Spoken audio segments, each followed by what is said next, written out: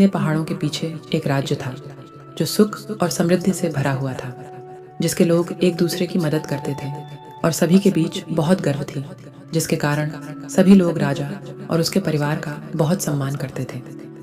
राजा की एक बेटी थी जो बहुत सुंदर थी। उसके लंबे बाल, आंखें समुद्र की तरह नीली और सुंदरता ऐसी थी मानो वह आसमान से उतरी हुई परी हो। उसके गुलाब की तरह राजकुमारी अपने पसंदीदा घर पर अकेले कुछ समय बिताती हुई लगती थी जगह, वह झील। मुझे वह व्यक्ति पसंद आया जिसने बर्च के पेड़ के सामने झील के ऊपर चंद्रमा की सुंदर तस्वीर दिखाई।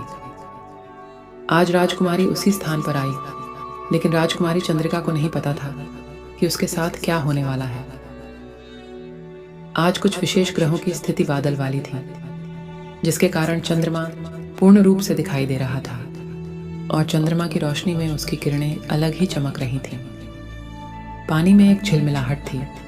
राजकुमारी झील के किनारे बैठी मुस्कुराती हुई आसमान की ओर देख रही थी और पानी में चांदनी की चमक देख रही थी। और तभी अचानक चांदनी की वजह से एक छोटी सी जादुई हलचल हुई और ऐसा लगा जैसे राजकुमारी ने उसे जल का स्पर्श कराया था। रोशनी से एक जादुई राजकुमार प्रकट हुआ जो बहुत सुंदर था और किसी ज़माने का राजकुमार नहीं था। उस रोशनी की वजह से राजकुमारी को कुछ जादुई शक्ति मिल गई और राजकुमारी को बहुत सारी जादुई शक्ति मिल गई। लेकिन उसके लिए अज्ञात राजकुमारी खुश थी कि उसने उस खूबसूरत रात में इसका इस्तेमाल नहीं किया। वह नहीं जानती थी कि पड़ोसी राजकुमार वहाँ से गुजर रहा है और दुष्ट चाल खेल रहा है।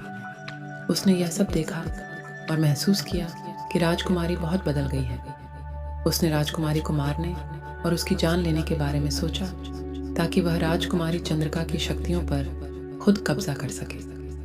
उसके कुछ दिन बाद वह धूर्त राजकुमार राजकुमारी को अगवा कर पहाड़ों के बीच एक गुफा में कैद कर लेता है। आपका किसी को पता नहीं चलता, लेकिन ये सब वो सुंदर राजकुमार देख रहा होता है। इसे सब पता होता है। अब वह राजकुमारी की मदद करना चाहता था क्योंकि राजकुमारी खतरे में थी।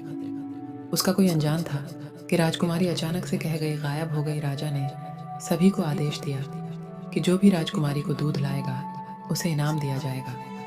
लेकिन लाख कोशिशों के बावजूद भी राजा को राजकुमारी का पता नहीं चल सका। उनको आशंका थी कि कहीं राजकुमारी किसी खतरे में ना हो, बस वो ठीक हो, आपकी जल्दी ही उन्हें उनकी पुत्री मिल जाए। उन्होंने राज्य में हवन करने का सोचा।